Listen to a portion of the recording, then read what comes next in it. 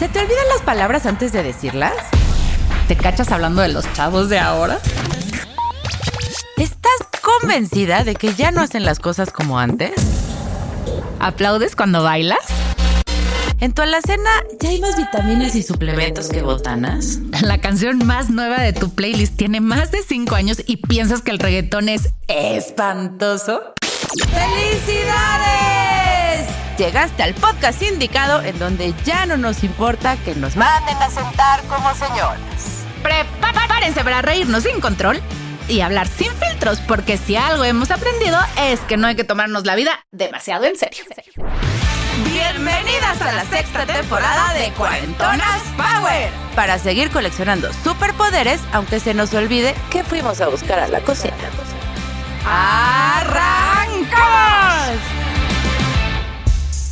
El tamaño de los pies, lo largo de las pestañas, el momento en que nos sale la primera cana y la familia en la que nacemos son de las pocas cosas que no podemos elegir. Y aunque casi todas las anteriores tengan ya una solución, para el asunto de la familia aún no se ha inventado nada. En un mundo ideal, la familia representa amor, comprensión y un lugar seguro. Pero lo cierto es que más de lo que imaginamos, las relaciones familiares se vuelven tóxicas, codependientes y hasta peligrosas. La buena noticia es que lo que sí podemos elegir es cómo tomar las riendas de nuestra vida, romper los ciclos de violencia y deshacernos de las limitantes que el entorno y las circunstancias que no elegimos nos hicieron creer como leyes.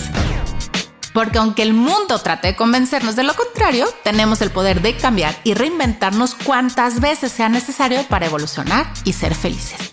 Incluso si para lograrlo tenemos que cortar de tajo con los que compartimos genes. Bienvenidas a todas cuarentonas del amor a este su podcast favorito. Gracias por acompañarnos una vez más en un episodio poderoso, porque hoy tenemos por aquí a una cuarentona bien chingonzota que se atrevió a autonominarse para contar su historia. Ella es mamá, maestra, apasionada por estudiar desarrollo humano y una experta en reinventarse. Con ustedes, Rocío.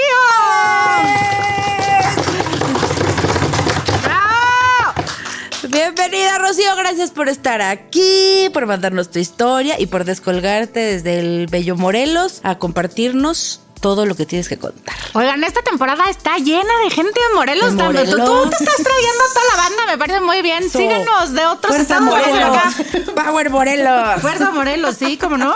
Sabemos que tienes mucho para compartirnos, así es que para no perdernos nada, arranquemos de una vez. La cosa empieza cuando un par de adolescentes de 15 y 17 deciden casarse y ¡pum! Llega una bebé Rocío al planeta Tierra. Ay, oigan, primero, gustazo estar aquí. La verdad es que nervios, pero mucha felicidad. Y desde que les escribí me dijeron, ¿por qué? ¿Quién te invitó? No, yo me invité. yo me invité. La primera vez que las escuché dije, un día quiero estar aquí y acá sueño hecho realidad acá. ¡Eso! Exacto. Sí, la verdad es que qué bonito, qué placer, qué honor. Y bueno, difícil porque contar como este rollo, ¿no? Ahorita que decías los adolescentes, dije, pero no es mi historia que me casé adolescente, luego un poquito más o menos sí. Luego sí, pero no. Luego me dio sí, pero no tan a los 15. Pero sí, mis papás, híjole, ser hijos, porque mis hermanos y yo, de papás adolescentes tiene sus complejidades, sus ¿no? Cañón, porque mi mamá y mi papá estaban jugando a la casita, ¿no? Mi mamá tenía 15 cuando se embarazó y mi papá pues 17, ¿no? Y pues se casan. Nazco yo cuando ellos tenían 16 y 18. Pero sí. Primero, tu mamá se embaraza de 15 y llega con tu abuela y le dice, estoy embarazada, y les dicen, No. felicidades, mija, ¿o qué? No, mis papás eran como los hijos chiquitos de estas familias de 9 hermanos, 10 hermanos, y entonces eran como la costumbre, ¿no? Como que ya se educan solos. Sí, como que se educan solos. Dice mi mamá que cuando ella se casó, pues fue la última, que el vecino dijo, ay, qué triste que se vayan los hijos, y que mi abuelo dijo, pero más triste que se queden.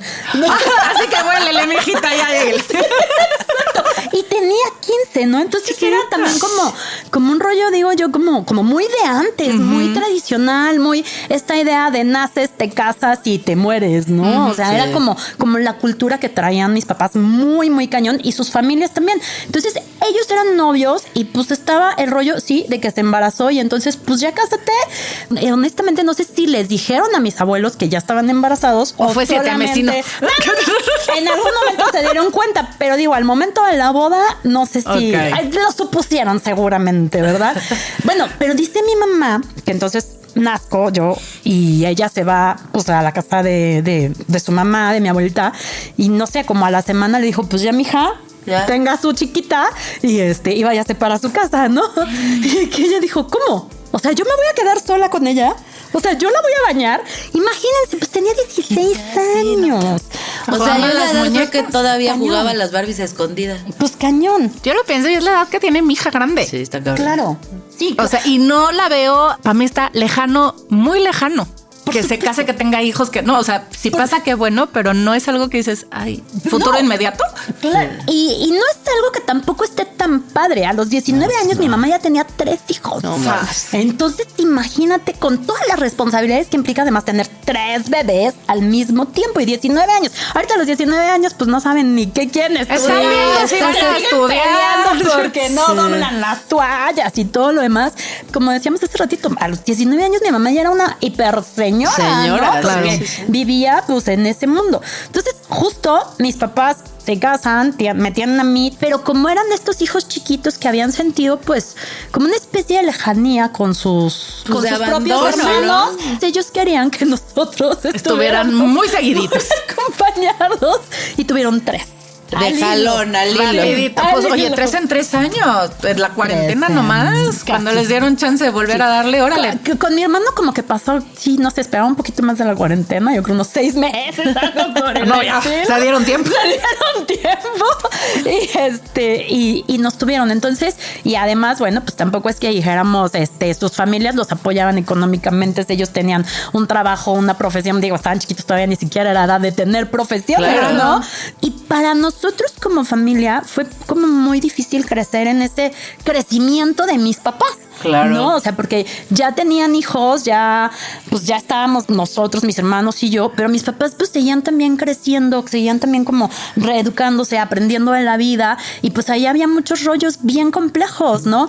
Y bueno, un punto súper importante de la complejidad de mi familia, que en la intro me gustó, como es esto de romper con las violencias, ¿no? Algo que pasó muy fuerte, aparte de que eran adolescentes, pues es que mi papá era una persona súper violenta, muy, muy violenta.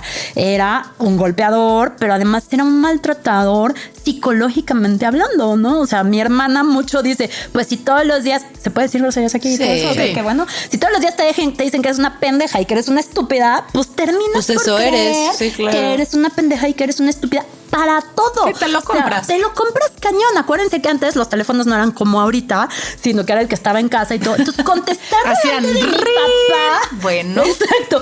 Ya teníamos, no de sé. entrada le hacemos así al teléfono, güey, ya, estamos. Que es cuarentón, ya le hacemos así, sí, no contestamos. Sí, nosotros sí todavía, ya no saben ni qué es. Y cuelgas. Y le das a la vueltecita.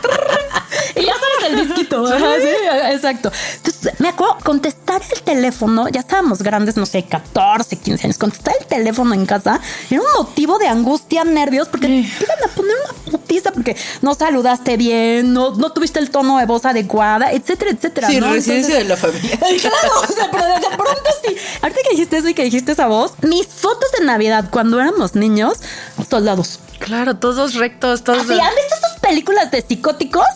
Así. O sea, está...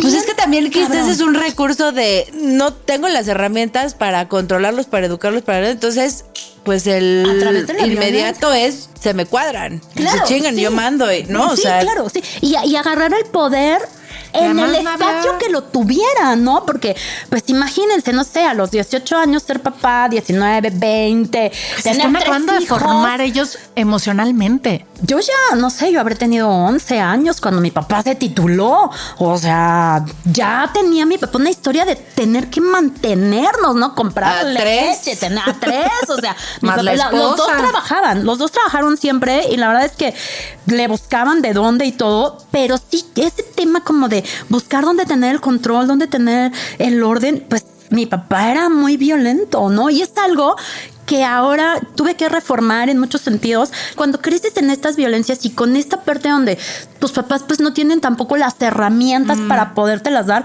no sabes distinguir lo que está bien y lo que está mal. Claro. Porque realmente el regaño de pronto no era para darte una indicación o para educarte o para formarte, era para descargar su ira. Era para descargar sus frustraciones. En realidad tú no sabías en qué momento venía un regaño. No sabías en qué momento venía un regaño. O sea, no era, sé que la regué aquí y entonces me van a regañar. No. Es que si te regañan igual porque no cerraste la puerta del cuarto, a que por si te cruzaste la calle o te robas un chocolate, pues si es lo mismo, si la consecuencia es la misma y siempre la reacción es el regaño, pues... O porque llegaste yo y no te saludé. Distingue. Definitivamente. Pero además, ¿sabes qué? Ahorita dijiste algo. La consecuencia es el regaño, pero acá era mucho más fuerte. Porque no es la consecuencia es el regaño. La consecuencia es el golpe. Sí. ¿No? Entonces eran golpes verdaderamente... Yo les digo de pronto a mis hijas, que son quienes conocen un poquito de toda esta historia mía, porque les decía hace rato que esto es difícil porque nunca he hablado de esta historia, pero a mis hijas que conocen como más o menos un poquito, les digo, yo no he visto una película donde saquen escenas como las que vivíamos nosotros, ¿no? Y además, en este rollo del diseño de la familia, mis papás, siendo chiquitos, pues me agarran como el brazo tercero del matrimonio. Siendo la hija mayor, 11 meses eres la responsable. Mayor, eres la responsable de lo que hacen y nos ayudas a mantener el control de la configuración de esta familia. Exactamente, a la configuración de esta familia e incluso en medio del matrimonio. Entonces, muchas cosas. ¿Eras mediadora entre sus conflictos? Ajá. Desde muy chiquita. Mi mamá, obviamente, tuve que tomar 1000 terapias para entender, para perdonar, para resignificar, para salirte de este círculo de violencias, para identificar qué está bien, qué está mal, qué quieres en la vida, para aprender a escucharme. Pero mi mamá también de pronto era como yo, como su mejor amiga, ¿no? Desde yo muy chiquita. Y me contaba si mi papá, él era infiel o X cosas, sí, ¿no? Pues a mí no me corresponde. Sí, pero la verdad es que yo lo pienso y digo, pues mi mamá tenía 21 años, cuando me empieza a contar, por así decirlo, ¿no? Mi mamá tenía 20 y tantos años. Y además, pues su educación, una educación muy tradicionalista, muy del apego el marido es el que manda, el marido es el que tiene las decisiones correctas, el hombre es superior a la mujer, el hombre lo sabe todo. Entonces, se valían las violencias y se valía todo lo que mi papá dijera y era como pues lo correcto y había que perdonarle todo y había que darle todo y pues estaba no nada más había cañón. Que perdonarle todo, había que atenderlo. Y había que atenderlo. Y había que te acaban de maraquear y además tráeme de cenar. Por supuesto. Y además, trátame bonito. Sí, o sea, te acabo de meter una madriza así terrible. Y entonces está cañón. Yo recuerdo cómo te deshace tu autoestima, tu amor todo. propio, o sea, de verdad, claro. ¿Crees que no vales? Estás convencida de que no vales. Yo creo que de niña ni siquiera te cuestionas que vales. Justo eso te iba a preguntar. ¿Tienes algún recuerdo de como el primer momento en el que te diste cuenta que estabas que eso no estaba en bien. un entorno de violencia, que no era normal lo que estabas viviendo? Pues así es. Así es desde siempre, pues así debe de ser como por supuesto. Lados. Y en muchos sentidos a mis hermanos les pasó esto, que normalizaron como toda esta situación. Yo creo que yo nací con cierto chip, definitivamente. Mi mamá dice, porque obviamente no lo recuerdo, que yo tenía 3 años, tenía las piernas moradas, las pompas moradas, porque mi papá nos pegaba con un cinturón así. Me acuerdo que regresó de Guatemala y dijo, ya me compré con qué pegarles. Tengo así el recuerdo perfecto, ¿no? Y entonces era un cinturón de cuero así terrible. Sí. Y con este es para pegarles, y nos daba 40, 50. Bueno, pero imagínense 3 años, estar moreteada del cuerpo. Mi mamá dice que me levantó el vestido y que le dije, me prometiste que si me volvía a marcar, lo ibas a dejar. O sea, imagínate yo a mis 3 años diciendo eso, ¿no? Mucho tiempo compadecí a esta niña porque pues aprendes a decir pobrecita y la gente te dice también pobrecita. Incluso mis psicólogas me decían, pues antes no te suicidaste, ¿no? O sea, pero después dije no, porque fui bien fuerte. Pero cuando piensas en esa Chio chiquita, ¿te cuesta verla? No, para nada. No, creo que tiene tiempo que la resignifiqué y la veo tan yo, tan decir esto no está bien, esto no me gusta, esto no está padre y no nos vamos a quedar aquí. O sea, yo creo que mi niña desde ese momento que se levanta el vestido y que le dice a mi mamá, es que esto no está bien, esto no está correcto. O sea, como que ya había en mí esta esta vibra, esta decisión de no me pueden lastimar, ¿no? Eso no es de lo que se debe de tratar la vida, ¿no? Pero bueno, ese episodio yo no lo recuerdo, pero sí recuerdo por primera vez, cuando yo tenía 11 años, mi papá le dan trabajo en Mazatlán. Nosotros vivíamos en Ciudad de México. Él se va y ahí como que tuvimos unos meses de libertad. Claro. O sea, mi mamá además, por primera vez, supongo, dejó de trabajar. Y entonces tuve mamá en casa y no tenía un violentador en casa.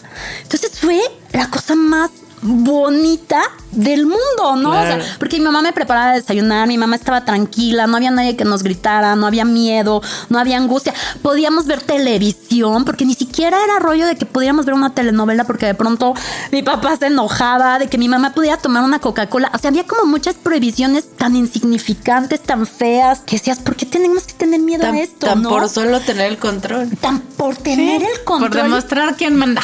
Por demostrar quién manda y por vivir en ese dominio, ¿no? Y pues para mi mamá era como, pues había que vivir en ese dominio, pero también ella quería esta libertad. Entonces ahí yo por primera vez dije, no me importa lo que piense mi papá de mí.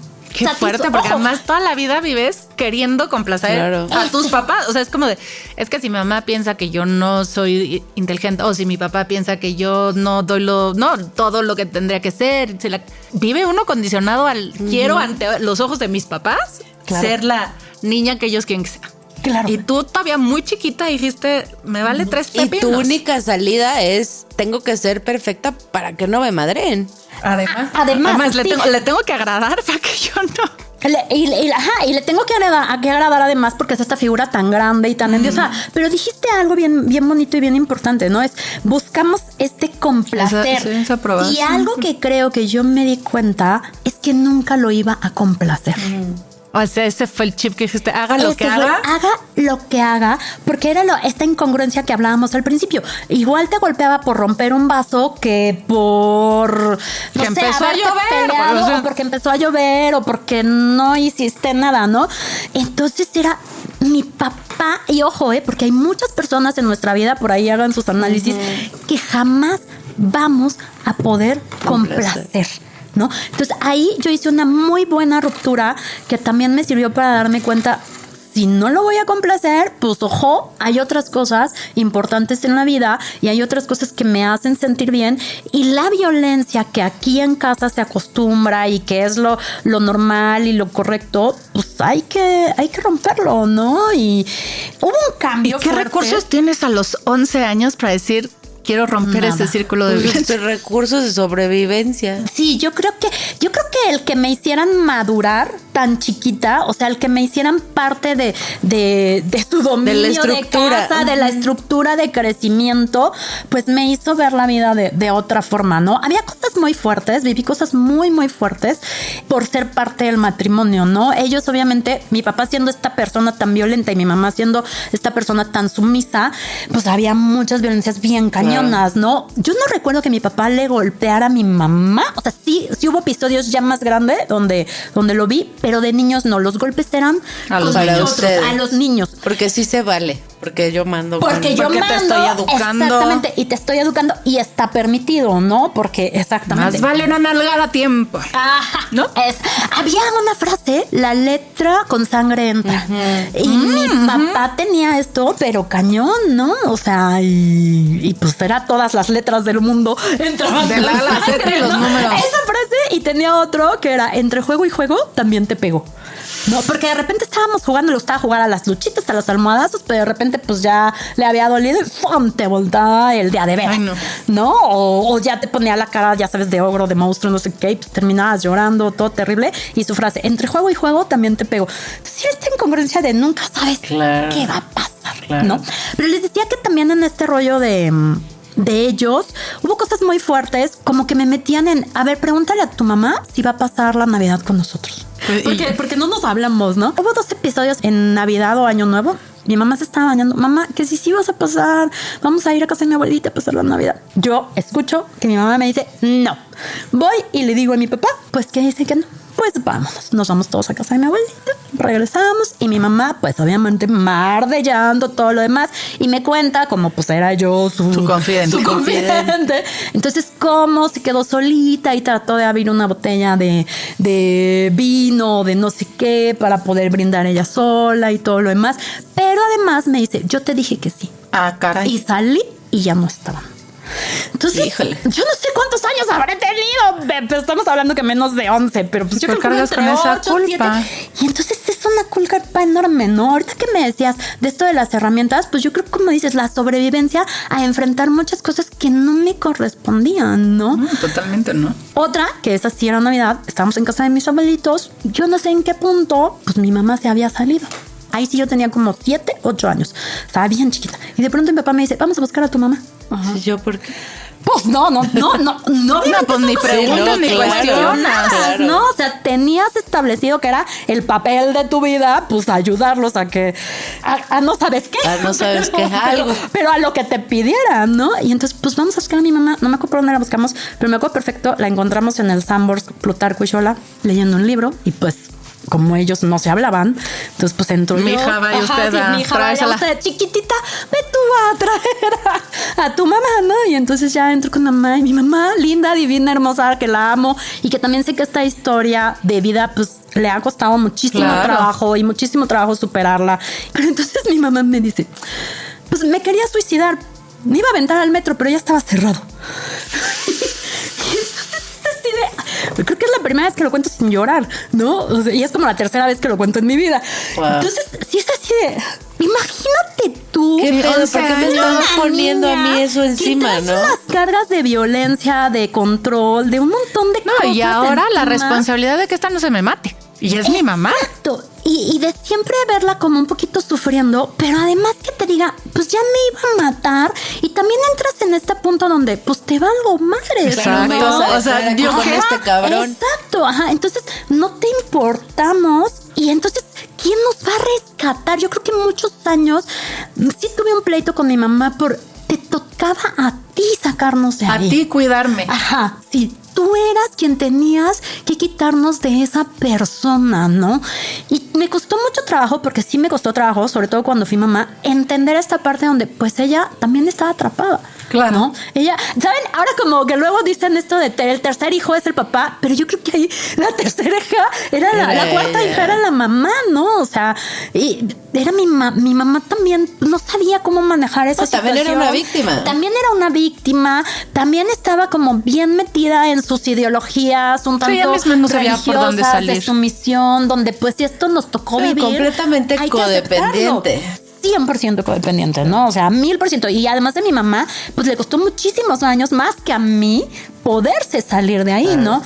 ¿Tú cómo sales de ahí? O sea, ¿cómo sales de esa casa? Porque además también creo que un recurso humano, es decir, si yo no quiero estar ahí, bueno, yo ya tengo edad como para irme, ya me voy. Claro. Sí, yo creo que en parte eso hice, no de la mejor forma. Creo que fui saliendo por partes, ¿no? Esta decisión de no me importa lo que pienses de mí, me hizo como separarme y empezar como a hacer mi vida. Y pues, ¿qué pasaba con mi papá? Si se enojaba, si no se enojaba, como que le pierdes importancia a su visión y a su enojo y a su regaño y ya no hay como tanto significado. Pero yo tenía 15 años cuando mi papá me quiere golpear y yo no me dejo. Yo recuerdo que hubo ahí forcejeo, seguramente lo golpeé, ¿no? Llega mi mamá, mis hermanos, pues ya todos estábamos grandes. Y yo tenía 15, 14, 13, todos así de ¿qué pedo se le está poniendo aquí a este? Se le puso y yo el le brinco. dije, en la vida me vuelves a pegar. Si me quieres correr de tu casa, córreme. Y no lo dudé. O sea, si me quieres correr, córreme, pero a mí no me vuelves a pegar. En su vida me volvió a pegar. Jamás me volvió a pegar. Y a mis hermanos sí. O sea, incluso ya siendo tus hermanos adultos, no fuiste como ese decir, híjole, si mi hermana ya se le puso el brinco, si yo me pongo el brinco, a lo mejor conmigo también acaba. Tristemente no.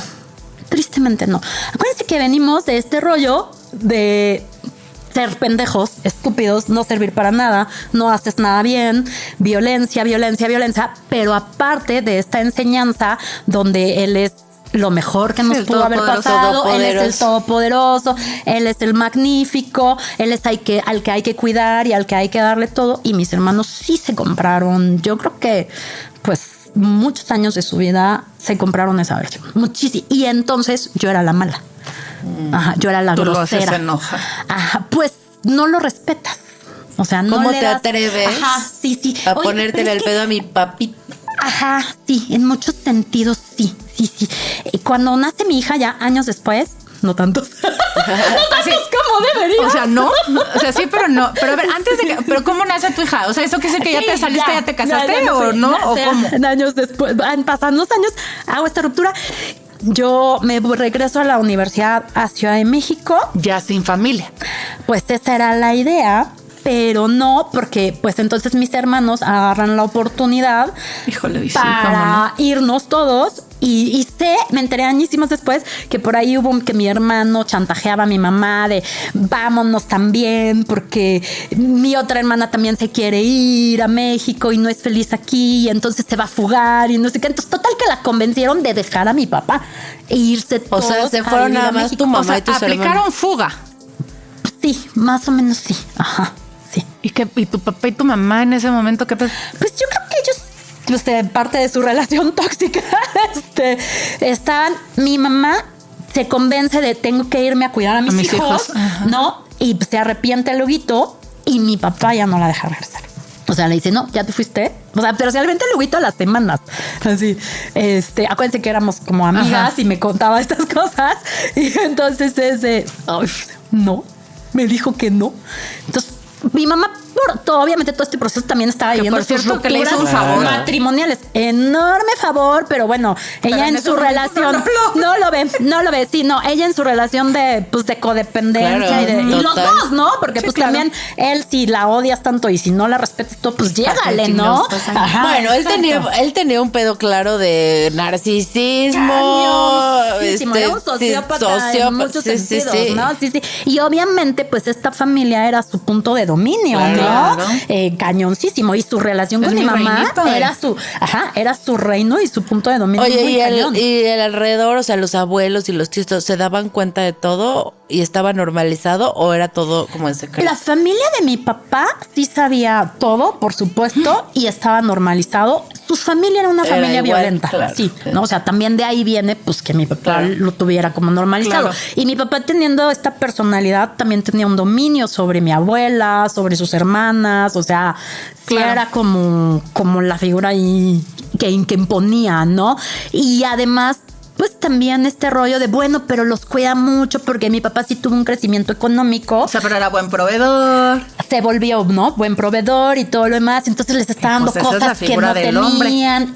Exactamente. Entonces también mis tías manejaban mucho este rollo pues de que debíamos de estar agradecidas porque pues recuerdo una tía que decía esto de el que no tiene y llega a tener, loco se quiere volver, ¿no? Y entonces por eso tu papá no se sabe controlar y todo. Y yo así de, pues nunca se ha controlado. Bueno, qué suerte. Ni cuando no tuvo ni cuando tiene. O sea, estamos mal. Sí, exacto. O sea, en realidad es que nunca, ¿no? Pero ahí estaba muy normalizado y en la familia de mi mamá sí estaba oculto.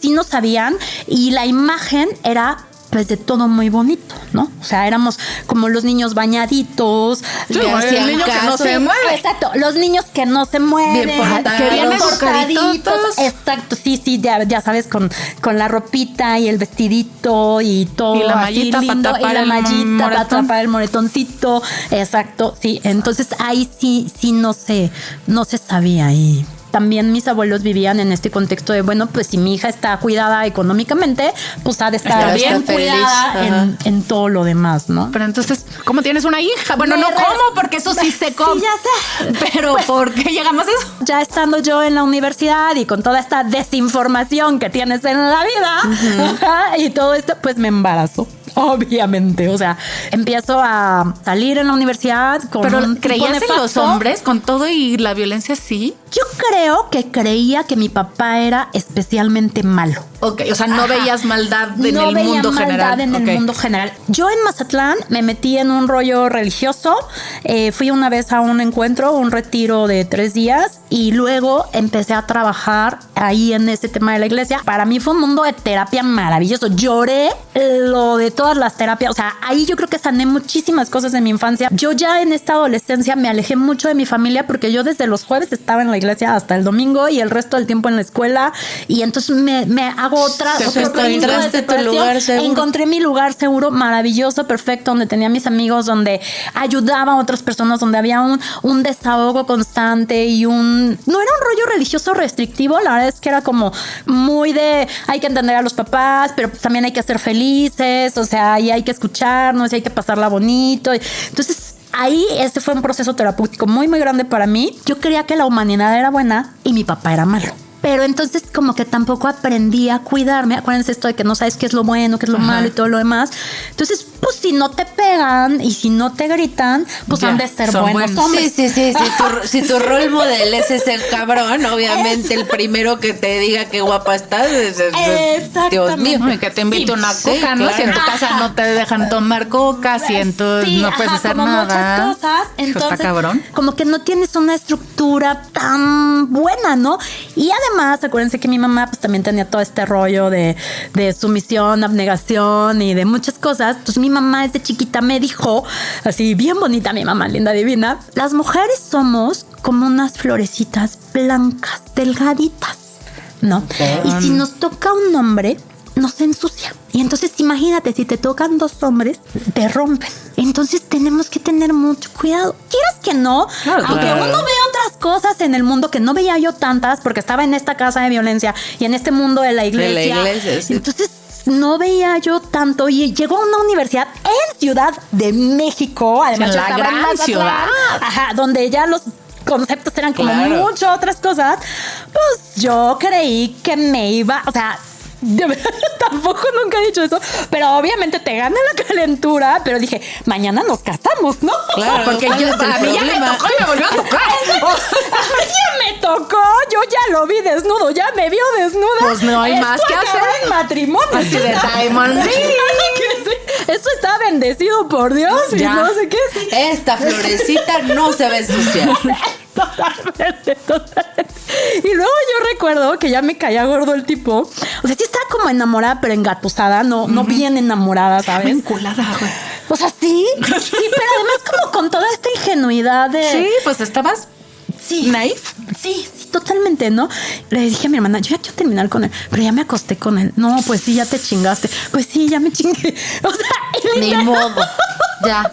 Y literalmente pensaba... Ya estoy Pues sí, mayugada. porque tu florecita ya la había Ya lo había tocado. entregado, ¿no? Ya lo había entregado y entonces pues ya... Hijo, qué duro. Y ni veía otra... O sea, como que no ves el mundo... Claro, no había otra real. opción. Seguía saliendo con él, que seguramente él tenía otra novia de a de veras y yo era su novia de la universidad porque casi no nos veíamos ni nada. En este rollo que seguía yo saliendo con él, pues me embarazó. Y ahí, eso que decías, ¿cómo saliste de tu casa? Tengo que decir que es bien triste, pero salí embarazándome. Yo recuerdo que cuando pensé que estaba embarazada, dije, ay, sí, Diosito, por favor, porque ya me quiero ir de aquí. Wow. Sí, era tu paz. Yo creo que Era la única también forma en este aceptada. tema, era la única forma aceptada en De la que salir yo de ahí. me podía independizar. Tristemente, ¿no? Porque ahora sabemos que hay miles de formas, ¿no? Pero, o sea, yo me pude haber pero tú no mudado. veías otra. No veía otra sin ser mala, ¿no? A lo mejor sin ser malagradecida, no sé, sin abandonar a mi mamá. No sé, era como este concepto de, bueno, te vas a salir cuando te cases, ¿no? Y Cuando la ya sociedad lo tenga permitido. Claro. Y vestida de blanco. ¿no? Ajá. Y obviamente le digo a este personaje, novio o no novio, pues que estoy embarazada y me dice, me tengo que casar contigo, ¿no? Y yo, Pues sí. y ya saben que Obvio. dentro de mí aparte, ¿no? Aparte vivía esta mujer que es de, no, yo puedo sola en muchos sentidos. Y entonces, no, o sea, te lo dije porque tienes que saberlo, pero pues tampoco es para que te cases a fuerzas. Pues mejor, ¿no? Así, ¿Y no ahí. sentiste se me cayó el plan porque sí nos teníamos que casar? No. Yo sí sabía que él no se iba a quedar conmigo. O sea, sí lo sabía. Claro. O sea, cuando yo pienso en este escenario de sí quiero estar embarazada para salirme de aquí, no pensé en salirme con él. O sea, como que yo ya sabía, a partir de aquí, mija. Sí, pero Te tú ya rascas decías, con tus como propios, ya ajá. tengo una responsabilidad de un a quien Exactamente. cuidar, Qué triste. porque pero te real. tendrías que cuidar a ti. Exacto. Pero Así pero es. era como... Pero no estaba permitido en mi Exacto. mundo. Ajá. Exacto. En mi mundo Eso no. no formaba parte de mi Si libro. tu mundo tengo No. que ser responsable de alguien más. Ajá, así fue. Era como el diseño, ¿no? O sea, creo que dentro, cuando estás en este panorama, sí me di cuenta muchas veces de muchas violencias y de muchas cosas que estaban mal, pero no en su totalidad. Muchas cosas sí las normalicé. Sí, tienes sí una las vi visión muy reales y tienes una visión cuadradita, ¿no? De cómo debe de ser la vida. Y entonces ahí sí ya soy más yo. Definitivamente, a Empiezas partir a de salir. que me embarazo, soy muchísimo, un 80% más yo, ¿no? Y entonces ahí sí, dice mi mamá, tú te enojaste con la gente y decidiste mandar a la chingada a todos. Y mi mamá me lo decía con reclamo, dice, porque también me mandaste a la chingada a mí. Y yo, pues es que Formabas se tenía parte que de eso. hacer. No había de otra, En muchos sí. sentidos se tenía que hacer, porque aún dentro de ese embarazo y de ese de sí soy más yo y ya sé que tengo que cuidar a esta bebé y todo, cometí muchos errores, Claro. ¿no? Como el casarme. No me casé con el papá de mi hija, pero me caso con el primero que se deja después. Porque nace mi hija, soy madre de adolescentes y empiezo a sentir mucho rechazo de la familia, mucho rechazo. O sea, mi mamá a fuerzas quería que me casara con él y sal con alguien. Y entonces empieza a mi hija a imponerle a mi papá. ¿Te embarazas y tienes a tu hija en casa de tus papás? No, una tía me presta una casa, me salgo, mi mamá se sale conmigo, pero a los días, pues obviamente la lana no alcanzaba. Claro. O sea, mi hija tenía, no sé, un par de meses cuando mi mamá me dice, me regreso con mi papá, con tu papá, si te alcanza Necesitas para algo seguir más. pagando, pues quédate, y si no vente con nosotros, pues no, pues ¿cuál te alcanza? Pues no me alcanza. Y entonces me regreso con ella a vivir con mi papá. Pues yo estudiaba y trabajaba, mi mamá me ayudaba a cuidar a Abby, y pues ya Abby ya tenía 1 año, y le empezaba a decir, tu papá, dile papá, es tu papá. Le enseñaba la foto y le decía papá, porque en la estructura de mi mamá, volvemos a lo mismo, mi Necesita hija ver un necesitaba un papá. Y pues como no Como había mi hija no se quien, está aplicando, pues yo le exactamente, tengo que dar un como papá. no había quien, yo le tengo que dar que ya vi que no me funcionó con los otros No 3, importa. pero pues todavía no lo entiendo al 100%, ¿no? Ajá. Fue también una época como súper difícil, ¿no? Porque entre la lana, algo que yo supe era que no quería dejar de estudiar. O sea, no podía yo dejar de estudiar porque pues no me iba a quedar con 3 pesos que ganas sin estudiar, ¿no? Y no hay manera, ¿no? Entonces hacía como las dos cosas. Difícil. La llevaba a la guardería desde las 6 de la mañana, la recogía a las 6 de la tarde, me la llevaba a la universidad, porque estudiaba yo ya en el turno de la noche, me la llevaba en el turno de la noche. Entonces también mi hija se la aventó, Se la rifó. dificilita. Conozco un tipo que pues la ve cómoda, porque pues esta es mamá soltera, Yo la voy a aceptar. y yo la voy a aceptar y le voy a hacer el ella favor. te hizo un favor. Exactamente. Porque Y ¿quién te nos va a querer casamos. ya manchar? Sí. Y sí, Ya me la estabas, creía, pues sí. El Uno se la agradecimiento compra. total, me la compro y además pues la trataba bien. ¿Y quién va a tratar bien a una hija que no es propia, no? Y pues me caso, pues ni lo conocía, ni me conocía. ¿Para qué miento si lo llegué a querer? Claro que no.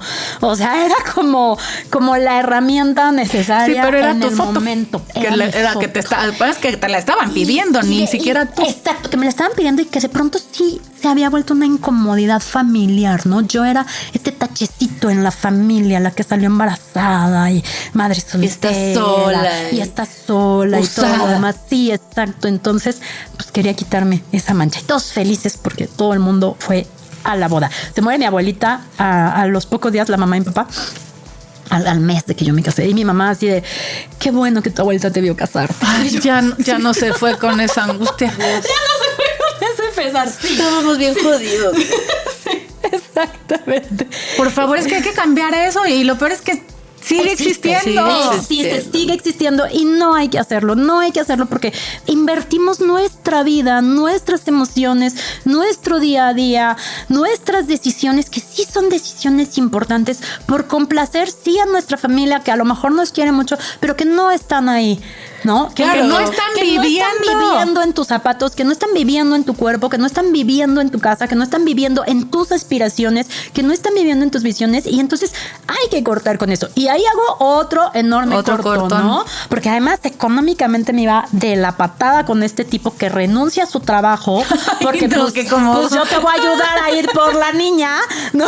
Y entonces, o sea, patético, así terrible, se compraba 1 kilo de tortillas y una cajetilla de cigarros y se la pasaba viendo la televisión todo el día, ¿no? Pero si yo quería, iba por la niña, recogía a la niña y yo así, pues ni quiero, porque no quiero que un ser humano como tú esté cerca de mi hijo, ¿no? Y entonces era terrible, ¿no? Y ¿cuánto nos duró esta historia de amor? No, poquitito. Yo duré como 6, 7 meses viviendo con él. Sas. Y otro maracazo que dices... Pues... Y otra decisión de, ¿saben qué? Sí, lo pensé claramente, el ya te casaste, ya te chingaste, ok, ¿qué voy a hacer? Ok, me fortalezco, mantengo a este tipo, sí trata bien a mi hija, pues somos una familia. Y dije, no hay, pero sin manera, o sea, no hay manera de que yo aguante esta vida, que digan misa. Me acuerdo perfecto que dije que se rían de que me casé, que se rían de que no me duró 1 año, que se burlen. Nadie viene y me dice, Chio, te hacen falta 5 pesos para la comida de tu hija. Nadie viene y me dice, ¿ya comiste? O sea, pasé unas crisis económicas. Hace tiempo le decía a mi mamá, yo deseaba tener mermelada en mi casa. O sea, lo añoraba porque no tenía nada, ¿no? Y mi mamá, ¿y yo dónde estaba? Pues lidiando con tus propios conflictos, ¿no? Claro, porque además también no le puedes cargar eso. Claro, en ese momento ella traía una crisis fuerte con mi papá y pues obviamente tú estabas lidiando con tus propios conflictos y pues tampoco te los puedo cargar, ¿no? O sea, me quedaba claro esta parte. Y acuérdense, además yo ya tenía la responsabilidad pues de cuidar a mi hija y todo lo demás. Sí era mucha chamba para mí. Y dije, se van al carajo todos. Piense el mundo lo que piense de mí. Otra vez vamos a ponernos las riendas y a reajustar esta historia, ¿no? Me regreso con mi mamá. Recalculando. Regreso con mi mamá y mi papá. ¿Me pueden aceptar? Voy a dejar esto. Pues sí, obviamente mamá nunca me cerró las puertas. ¿Y tu papá qué decía ahí? O ya nos valía madres. Sí, yo creo que en muchos sentidos me valía madres. No decía nada, y si decía ni me acuerdo. La verdad es que ya era algo que no trascendía. No trascendía en mí su figura, su pensar, su calificación, su descalificación. Sí, ya me había desvinculado de eso. Sí, ya era como un rollo que ya no tenía que ver si a él le gustaba o no. Y acuérdense que además él perdió este control sobre mí, ¿no? O sea, sí sé que durante muchos años lo mantuvo con mis hermanos en decirles qué hacer, qué no hacer y todo lo demás. Ya no. Pero conmigo no. Entonces estaba yo en mis otros dramas de vida. Me regreso temporal. Ahí yo ya había entrado a trabajar a tribunales, pero trabajaba de meritorio, entonces trabajas gratis. Entonces sobrevivía que haciendo pasteles, que haciendo velitas, que haciendo las tareas a mis compañeros y todo ese tipo de cosas. Y luego yo creo como a los 15 días de que yo me deshago de este matrimonio, me dan trabajo. Y empiezo a ganar un sueldo fijo, ¿no? Como cuando uno se faja los pinches pantalones y dices, ¿hasta aquí? Llega, pum, por supuesto que sí, ¿no? Pero también te abres, ¿no? Y ya no estás, te abres a que eso suceda y ya no estás como metida en el ¿qué hago? Me rindo, esta es mi cruz, esto es lo que me tocó vivir y ya me chingué. O sea, no, o sea, vámonos hacia otro lado y a ver qué pasa en otro lado, ¿no? Entonces me dan trabajo y con eso yo alcanzo a rentar un cuartito divino, hermoso, maravilloso. Y ahí sí ya era mi independencia, yo con mi hija, yo con mi dinero, yo pagaba mi colegiatura, su todo lo demás. Estaba divorciada y tenía 21 años. Y muy feliz, muy feliz. Ya era retomar una vida hacia mí, mi felicidad y a lo que quería que mi hija viviera. Que para mí también ese punto de la maternidad fue algo que me educó muchísimo. A partir de que estoy embarazada, empiezo a leer. Yo sabía que no tenía las herramientas necesarias para poderle dar otra vida. Pero eres abogada. A leer. Mi primera profesión fue derecho. Sí, o sea, así es. O sea, como pues yo creo que porque querías justicia en el mundo, me queda clarísimo, y necesitabas vivir esa justicia, ¿no? Me queda muy claro. Pero entre todo esto, tu maternidad, ¿cómo llegas al desarrollo humano? ¿Hay otro bebé por ahí en el camino? Sí, claro, sí. Ya de ahí cambia todo esto. Mi mejor amigo de la universidad, con quien había yo vivido como todo este matrimonio, este divorcio, esta historia de vida. Y nos llevábamos muy bien y empezamos a salir después de que yo me divorcio, empezamos a salir, todo lo demás, y con él viví 15 años. Tuve una historia de 15, 16 años, por ahí así, más, o sea, más tu mejor amigo se convierte en tu pareja. Mi mejor amigo se convierte en mi pareja, una historia muy distinta en muchos sentidos, ya en un yo más yo, creamos una familia muy linda con durante cariño, mucho tiempo, con mucho cariño. Nosotros nos vamos a vivir juntos cuando mi hija tiene 3 años. Y nos vamos a vivir a Morelia, que también fue como poner un poco de distancia de las familias, tierra de por medio y todo lo demás. Hacemos como este vínculo nada más. Nosotros, yo sigo en el rollo del derecho y me embarazo. Bueno, sí quería embarazarme y tener una hija antes de que mi hija fuera como más grande. Me embarazo cuando Abby ya tenía 4 años, entonces ya se llevan 5 años. Para mí era como bien importante la parte de la maternidad, trabajar en darles una vida muy distinta a la que yo tuve. Tuviste. Sí, donde no hubiera violencias, donde hubiera amor, donde hubiera tranquilidad. Me acuerdo que una vez en una película vi una frase de una chica que dijo: cuando yo era adolescente, mi mayor preocupación era si quedaba o no en las porristas. Y dije, qué bonito. ¿Qué se sentirá eso? ¿No? Sí, que se sentirá que algo banal sea tu preocupación. Qué hermoso. Ajá, qué bonito, qué bonita vida, ¿no? Porque pues es lo que debe de ser. Pues ¿no? Sí, tengo que tener las preocupaciones de adolescentes. Tener las preocupaciones de adolescentes. Luego mis hijas me dicen, ¿y es que tú no te...? Ah, no, se me olvida. Y yo, pues no, ¿qué me iba a poner a pensar en esas cosas, no? Traías muchos otros rollos en tu cabeza y muchas otras necesidades que eran como mucho más importantes, ¿sí? Y entonces creo que esta frase de era mi mayor preocupación, busqué mucho tiempo que fuese para mis hijas, ¿no?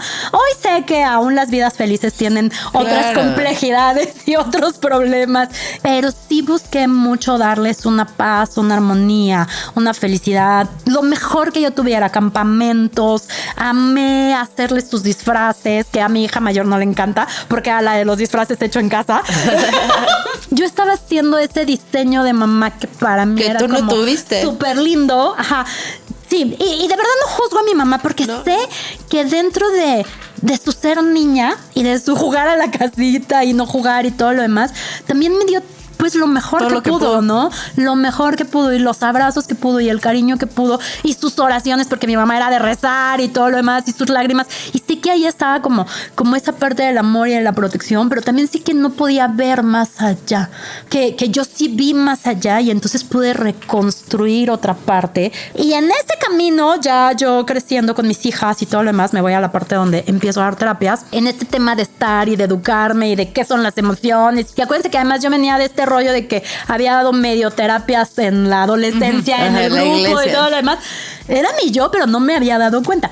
Yo trabajaba, tenía un despacho familiar y luego daba clases también, porque pues era lo que se me ajustaba para poder estar con mis hijas. Daba clases como de sociología, de cívica y ética, y los chavos eran de, Rocío, voy a ir a una audiencia porque mis papás están divorciando, ¿me ayudas? Pero era como la parte emocional, ¿no? Oye, Rocío, quiero esta contención. Sí, ajá. Oye, Rocío, es que mi novio esto y mi novia es... Y la gente me contaba sus historias y los que se iban a divorciar me contaban sus historias y yo me pasaba horas escuchándolos y dándoles consejos, porque además, pues la verdad es que toda esta experiencia de vida, de pronto llega alguien y tema de infidelidad, te lo manejo. Tema de golpes, te lo manejo. Tema de violencia infantil, te lo manejo. Tema de abuso económico, te lo manejo. Que a veces uno quisiera estar tan capacitado en esas áreas, ¿no? O sea, eso es, híjole. Digo, qué bueno que hay gente capacitada, pero hay veces que uno... y qué bueno que te ríes. No, y qué bueno también que... Lo resignificas. Creo que en un punto en que lo resignificas y lo saco como parte de mis fortalezas de vida, ¿no? No, 1000%, porque es muy fácil perderte en el, bueno, voy a ser una mejor mamá y echarle ganas y quedarte ahí e intentar con las herramientas que no tienes ser una buena mamá. Pero se requiere un montón de valentía y un montón de huevos para decir, güey, me voy a poner a estudiar porque acepto que no las tengo. Ajá, ¿no? Exacto. Y un montón de huevos para decir, dejar de culpar. Claro. O sea, no ver hacia atrás, sino ver hacia adelante. Ajá. Y encontraste tu nueva vocación. Sí, la verdad es que creo que esta personalidad, les decía, nací con ella, pero sí, encuentro mi vocación y de pronto es voltear y decir, yo ya no quiero el derecho. Sí me gusta, hay cosas que me encantan y que creo que son indispensables que todos sepamos del derecho, como dices, en este tema de justicia, en este tema de no dejarte, pero lo mío es decirle a la gente si puedes. Claro que puedes. Y no se trata de venir a sufrir en esta vida. Yo hay una frase que tengo y es, mi cuota de sufrimiento ya la pagué. Esa chiquita, que fue golpeada, violentada, pateada por su papá, pagó toda la cuota de sufrimiento. Entonces, a mí, nadie que me venga a molestar. O sea, se trata de ser feliz. Se trata de ser feliz, se trata de estar bien, se trata de pasarla bonito. Y sí se puede, ¿no? Sí puedes construir lo que quieres, sí puedes ir diseñando cada vez la vida que quieres.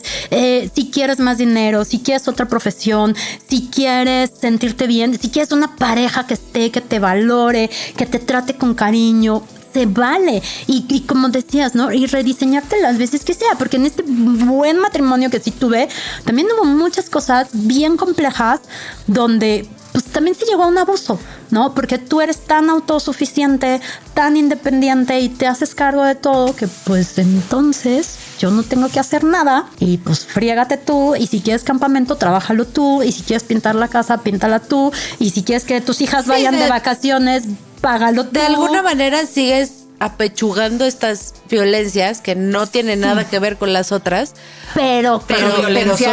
Pero que siguen siendo violencias. Sí. Por ahí de verdad deberíamos de poner el violentómetro. Cuando concientizas desde dónde arranca la violencia, de verdad dices, caray, hay muchas cosas que uno permite sin entender que eso forma parte de la violencia. Y también del otro lado, hay muchas cosas que los hombres o los violentos hacen que ni siquiera tienen conscientes que son violencias. También eso es cierto. O sea, la verdad es que el tema de esta educación súper ultra machista en la que creció esa generación y que nos tocó a nosotros, está súper arraigada en todos los géneros. O sea, no es nada más una cosa de hombres. Sí, ambas partes tenemos muy malos aprendizajes, ¿no? Sí, claro. Hay aprendizajes que no nos sirven, que no nos funcionan y que justo en los 40 empezamos a vivir como las consecuencias de estos malos aprendizajes. Claro. Y quienes queremos rompemos con todas estas cosas, pero pues hay quienes no y se quedan ahí. Y ahí también para mí viene otra ruptura, ¿no? O sea, en el tema profesional, no amo el derecho, me encanta ayudar a la gente, amo ayudar a la gente, me voy para allá, ¿no? También hubo muchas experiencias de vida. Me acuerdo una vez un alumno me dijo, bueno, sí, Rocío, pero tú lo dices porque para ti siempre fue fácil, ¿no? Y espérate. A ver, güey, sí, no sabes. Entonces le cuento un poco de mi historia y después recuerdo que me lo dijo, me sirvió. Como tú pudiste, yo me la creí y me inscribí a la universidad y me salí de ese rollo porque traía rollos con sus papás así bien cañones y me la creí. Y entonces para mí era bien importante como ya no nada más quedarme en ayudar a mis hijas, ¿sabes?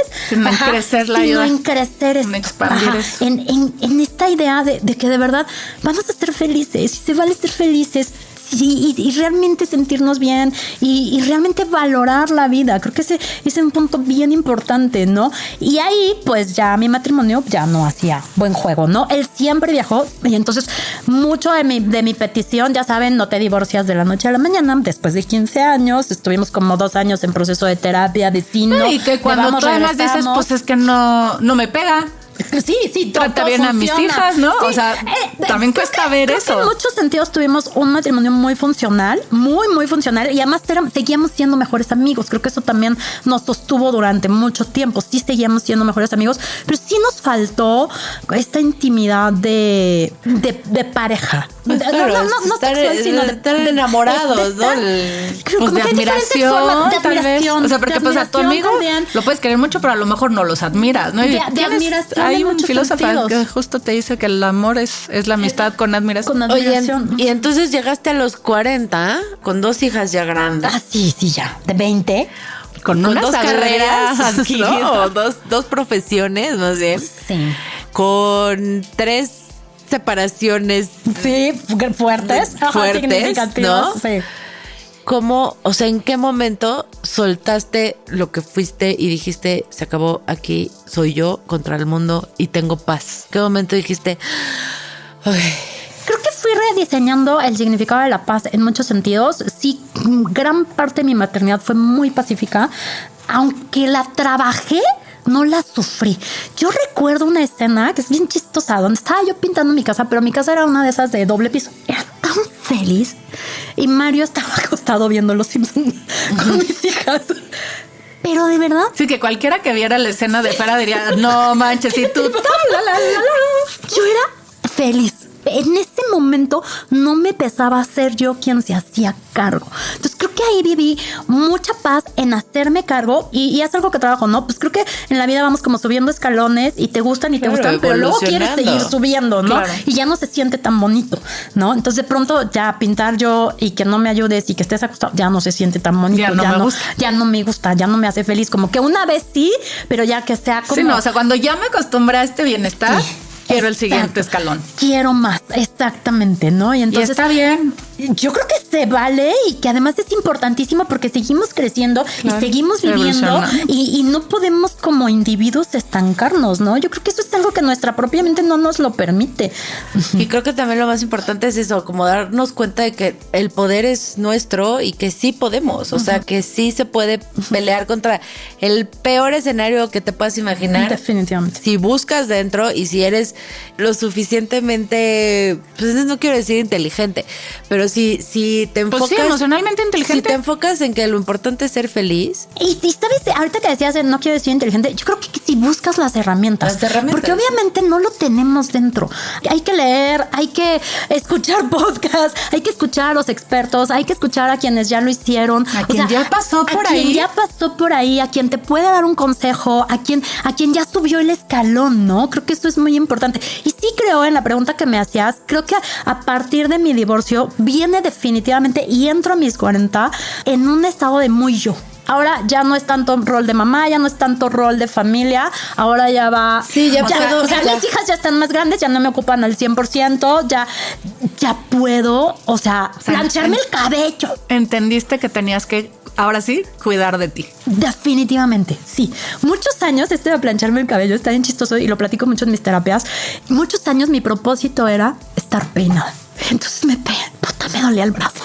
No, pero ya sabes, te secas, sí, pesa. Me pesaba el brazo así de, qué horror, qué hueva, ¿cómo le hacen para salir así, no? Pero obviamente pues tenía una niña pidiéndome desayunar, la prisa por llegar, porque pues además para que este rollo y la economía fluya y todo lo demás, yo entré a trabajar 7 de la mañana, me repartía entre sí trabajar y estar con mis hijas y entonces pues ya era como una frieguita en muchos sentidos, ¿no? Entonces hasta que yo le dije, no manches, pues ¿a qué hora? ¿No? ¿A qué hora? Habrá una etapa en mi vida y se los digo mucho a las personas con las que trabajo. También muchas cosas son por etapas. No hay que autoexigirnos tanto. Sí. No es para siempre y a veces hay prioridades. Y si el chonguito es funcional y estás con tus hijos y te la pasas rico y mejor le inviertes ese tiempo a otra cosa, está increíblemente divino. Créanme que cuando los hijos se van, porque ya tiene rato que yo estoy sin hijos, te sobra el tiempo para plancharte y replancharte y quemarte el cabello, lo que necesites. Amo la forma en la que entraste a tus 40, en cómo a lo mejor las que no entramos con niños tan grandes nos vamos a tardar un poquito más, ¿no? Para ese punto, sí. Pero siempre es esa lucecita de decir, no todo es para siempre y disfrutan lo que tienen ahorita, porque luego también uno los extraña chiquitos. Extraña cañón. Y extrañas esa prisa, ¿eh? También. Y extrañas enojarte con ellos. Claro, sí se extraña también. ¿Qué crees que hayas descubierto como superpoder en tus 40? Amar la vida. Definitivamente. Wow. No sé si suene cliché, pero es amar la vida cuando te va bien y cuando te va mal y cuando estás en el podcast padrísimo, pero también cuando estás de fodonga en tu casa y también cuando sí están tus hijos y cuando no están tus hijos y cuando tienes prisa. O sea, es amar la vida. El momento es irrepetible. De verdad, eso es maravilloso. Gran poder. Ya saben, aquí con nosotros planchada, peinada, bien guapota. Ya no me duelen las manos. Ya no le duelen las manos, ya no le pesa, ya hizo el conejo de la planchada. Pero muchísimas gracias por estar aquí con nosotras, por enseñarnos que siempre se puede cambiar nuestra vida, que nuestra infancia tampoco es el destino y que toda la fuerza que necesitamos está dentro de nosotras para poder reinventarnos y para poder encontrar y resignificar la felicidad, la paz y del futuro que tenemos por vivir. Así que la cosa está en trabajarnos para encontrarnos, pero sobre todo en aprender que siempre podemos darnos ese lugar que necesitamos y ponernos a nosotras por encima de todo, sin importar todo lo que piensen los de alrededor. Sí. Totalmente sí. Si alguna de ustedes anda por ahí en una situación de violencia, sepan que hay una luz después y que se puede salir. Sabemos que es muy fácil decirlo y muy complicado vivirlo, pero hay lugares, hay personas, hay instituciones que nos pueden ayudar, y no se trata de atreverse a cambiar, sino se trata de sentirse seguras para hacerlo, porque no nada más tenemos el derecho de cambiar, de reinventarnos y de ser felices, tenemos la obligación de hacerlo porque nos lo debemos a nosotras mismas. Totalmente de acuerdo. Entonces, muchísimas gracias por venir, gracias por todo, gracias por autonominarte y por contar tu historia. Estuvo increíble. Estamos seguros que vas a inspirar a más de una. Y pues nos tenemos que ir ya, se nos acabó el tiempo. Hoy más que nunca les pedimos cuarentonas, quiérense, cuídense muchísimo y sepan que si lo necesitan, por acá andamos. No se olviden de seguirnos en redes, nos encuentran como Cuarentonas Power en todos lados. Suscríbanse al canal de Instagram, que ahí echamos chisme y chal. Gracias como siempre a Brincacharcos. Ili, si usted que nos escucha necesita eventos, diseños, podcast, videos o cualquier cosa que tenga que ver con creatividad, llame ya, que acá las cuarentonas en vivo y a todo color les atendemos. Llame ya. Gracias a Lanis Studio por hacernos sentir parte de esta familia increíble. Gracias Santi y Fer, los amamos. Y por supuesto gracias a nuestras familias en casa por querernos y aguantarnos. Y sobre todo a nuestras familias elegidas, sepan que los amamos sin control. Esto se acabó, cuarentonas. Nos vemos el próximo martes. ¡Adiós!